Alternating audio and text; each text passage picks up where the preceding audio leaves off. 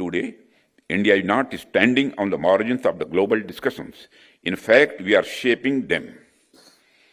And we do so with a sense of responsibility, a strategic autonomy, and a confidence rooted in our civilizational values. These days, countries across the Indo-Pacific and the global South look to India as a reliable partner. This trust has not come to us automatically. It has been earned through our consistent stand for respect of sovereignty of nations and the rules-based international order. But as I see India's role growing on the global stage, I am also reminded that our immediate neighborhood continues to demand our careful attention. The relevance of this platform, and especially of this theme, becomes even more important in the context of the present global scenario and the challenges India faces in its neighborhood. As we reflect on the reforms and the transformation, I feel it is important that we also look at the wider global context in which we all operate. We can easily sense that we are living through a period of the deep geopolitical uncertainty, and the power centers are shifting, new alignments are being tested, and the nature of conflict itself is evolving in ways not seen before. The relevance of this platform, and especially of this theme, becomes even more important in the context of the present global scenario and the challenges India faces in its neighborhood. As we reflect on the reforms and the transformation, I feel it is important that we also look at the wider global context in which we all operate. We can easily sense that we are living through a period of the deep geopolitical uncertainty, and the power centers are shifting, new alignments are being tested, and the nature of conflict itself is evolving in ways not seen before. When we look at traditional military domains, they are now intersecting with the cyber space, information, and even cognitive influence. Today, we cannot clearly identify the lines between peace and conflict as clearly as earlier. Friends, economic interdependence,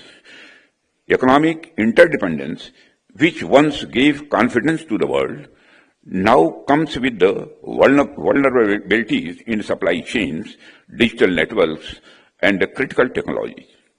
All of this demands sharper awareness, sober judgment, and a sustained preparedness from us.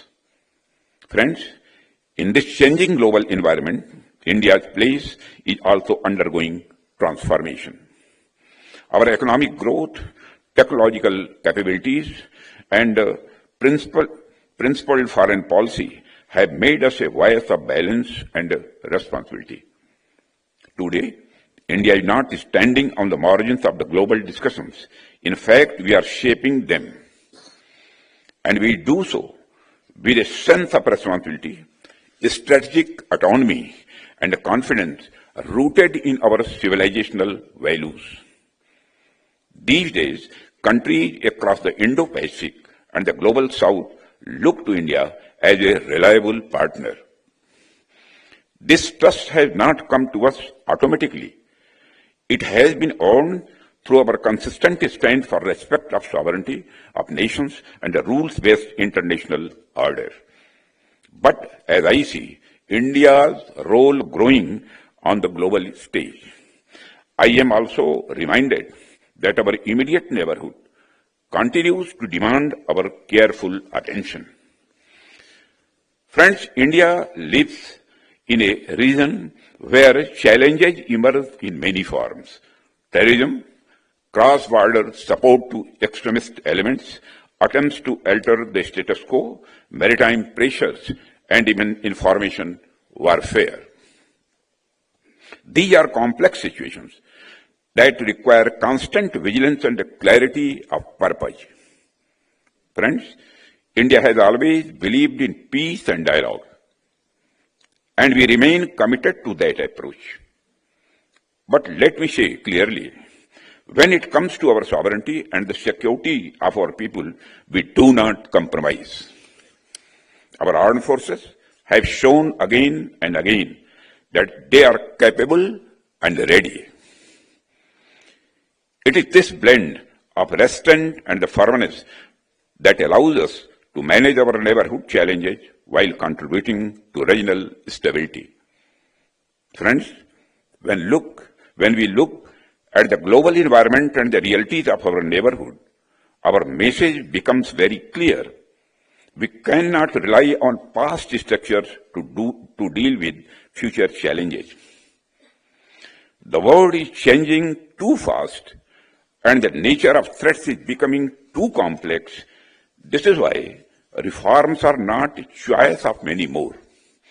They are a strategic necessity. Reforms strengthen the adaptability of our institutions, enhance the agility of our armed forces, and give the nation the confidence to shape its own destiny. So, when we speak to reform to transform, we are not barely talking about the procedures or policies. We are not talking about our tweaking the status quo. We are talking about preparing India for a new era, which will transform it into Sashakt, Surakshit, and Viksit Bharat. These three ideas reinforce one another, and we cannot have a Viksit Bharat without a Surakshit Bharat.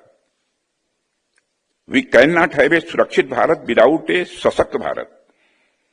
This is the chain that holds our national aspirations together. But for this chain to hold firm in a changing world, we must build something even deeper within our national character, resilience. Friends, in today's world, I must advocate that resilience has become as important as capability.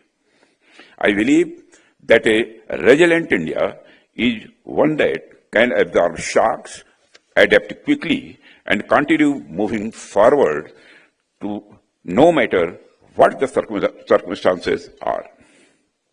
Friends, resilience is not limited to defense alone. It spans our economic systems, it extends our critical technologies and the infrastructure that supports them, and it reaches into the social unity that binds us together as a nation.